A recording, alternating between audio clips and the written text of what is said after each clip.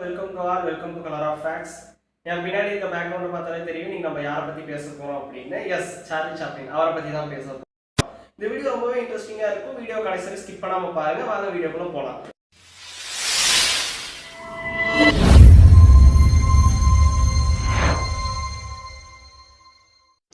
இயற்பெயர் Charles Spencer Chaplin. பிறப்பு April 16, 1889, வோல்வர்த், London. பணி திரைப்படம், இசை, மிமிக்ரி. தேசியம் பிரித்தானியர். நடிப்பு காலம் 1895 முதல் 1976. வாழ்க்கை துணை மில்ட்ரெட் ஹாரிஷ். இறப்பு 25 டிசம்பர் 1977, அகவை 88, சுவிட்சர்லாந்து. இளமை பருவம் நடிகர், இயக்குனர், இசையமைப்பாளர், திரைக்கதை எழுத்தாளர், தொகுப்பாளர், தயாரிப்பாளர் என பல்வேறு திறமைகளை கொண்ட sir Charles Spencer Chaplin April 16, 1889 பிறந்தார். ஹாலிவுட் திரையுலகின் பெரும் புகழ்பெற்ற கலைஞர். சாப்ளின் லண்டனில் உள்ள வோல்வர்த்தில் சார்லஸுக்கும் ஹன்னா ஹாரியட் ஹில்லுக்கும் மகனாக பிறந்தார். இவர் பெற்றோர் இருவரும் மியூசிக் ஹால் கலைஞர்கள். சாப்ளின் பிறந்த சில நாட்கள் கழித்து இவர்களது திருமண வாழ்க்கை முறிந்தது.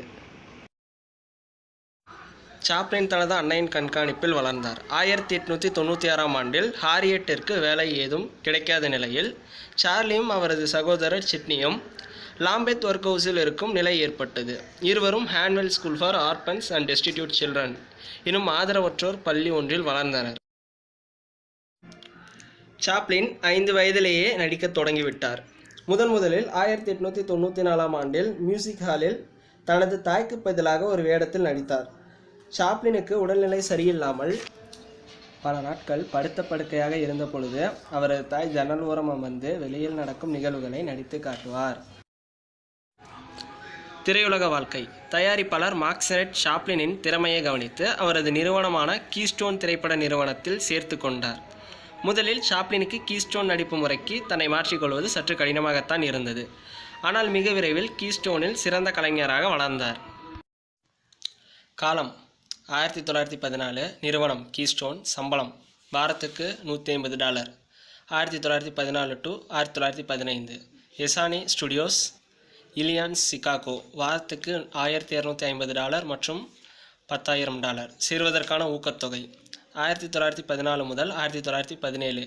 மியூச்சுவல் வாரத்துக்கு $10,000 மற்றும் $150,000 சேர்வதற்கான ஊக்கத்தொகை.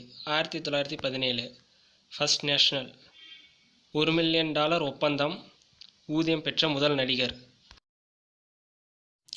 இவர் 1919ஆம் ஆண்டில் மேரி பிக்ஃபோர்ட், டக்ளஸ் ஃபேர்பேங்க்ஸ், கிரிபித்துடன் இணைந்து யுனைடெட் ஆர்டிஸ்ட்ஸ் ஸ்டுடியோவை துவங்கினார்.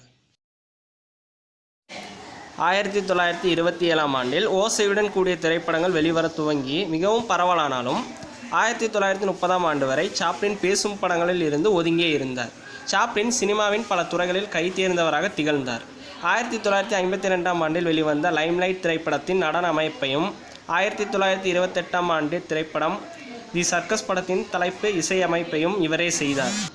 இவர் இசையமைத்த பாடல்களில் பெரும் புகழ் பெற்றது ஸ்மைல். அதாவது சாப்ளின் இப்போ எழுதி இயக்கி நடித்த ரொம்ப ஃபேமஸான 5 திரைப்படங்களை பற்றி தான் நான் இப்போ சொல்ல போகிறேன். 1 த மாடர்ன் டைம்ஸ், 2வது த கிட், 3வது த சர்க்கஸ், 4வது த கிரேட் டிக்டேட்டர், 5வது படம் த அட்வென்ச்சர். இதில் த மாடர்ன் டைம்ஸ் அப்படிங்கிற படத்தோட லிங்கை கீழே டெஸ்கிரிப்ஷனில் கொடுத்துருக்கிறேன். பார்க்காதவங்க போய் பார்த்துக்கோங்க. பொதுவாகவே பார்த்தீங்கன்னா சாப்ளினின் அரசியல் சிந்தனைகளும் இடதுசார்புடையதாக கருதப்படுது. இதனை இவரது திரைப்படங்களில் முக்கியமாக த மாடர்ன் டைம்ஸ் அப்படிங்கிற படம் பிரதிபலிக்குது. இந்த படம் பாட்டாளிகள் மற்றும் ஏழைகளின் கவலைக்கிடமான நிலையை சித்தரிக்கும் வண்ணமாக இந்த படம் எடுக்கப்பட்டிருக்கு.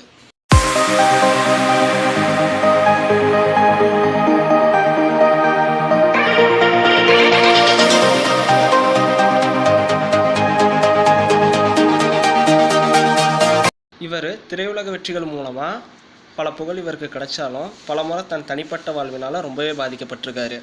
அக்டோபர் 23, 1918 28 வயது சாப்ளின் 16 வயது மில்ட்ரெட் ஹாரிஷை திருமணம் செய்கிறாரு. இவர்களுக்கு பிறந்த குழந்தை சிறு வயதிலேயே இறந்துருது. இவர்களது திருமண வாழ்க்கை 1920ஆம் ஆண்டு விவாகரத்தில் முடிந்தது. சாப்ளின் 2 முறை சிறப்பு ஆஸ்கார் விருதினை பெற்றார். மே 16, 1922 ஆஸ்கார் விருதுகள் வழங்கிய பொழுது இப்பொழுதுள்ள வாக்களிப்பு முறை இல்லை. சாப்ளின் தி சர்க்கஸ் திரைப்படத்துக்காக சிறந்த நடிகர் மற்றும் சிறந்த இயக்குனர் விருதுக்கு தேர்வானார். தி ஜாஸ் சிங்கர் படத்துக்காக இன்னொரு சிறப்பு விருதை வழங்கினார்கள். சாப்ளின் நல்ல ஒரு செஸ் பிளேயர். இதனை பிரபல ஆட்டக்காரர் சாய் ரிசவிஸ்கியிடம் கற்றார். இன்னொரு விஷயம் பார்த்தீங்கன்னா, சார்லி சாப்ளினை பற்றி இன்ட்ரெஸ்டான ஒரு ஃபேக்ட் ஒன்று இருக்குது. சாப்ளின் புகழினால் சாப்ளினை போல் தோற்றமளிப்போருக்கான போட்டிகள் பலவற்றை நடத்தினார்கள். ஒருமுறை அப்போட்டி ஒன்றில் சாப்ளின் ரகசியமாக பங்கு பெற்றார்.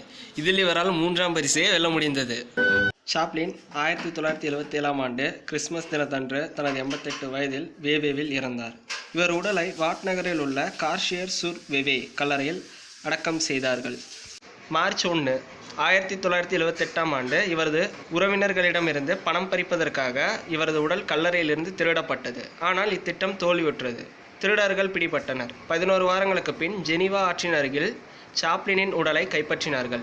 சாப்ளினின் நினைவாக வேவேவில் அவரது சிலை ஒன்றை அமைத்துள்ளனர்.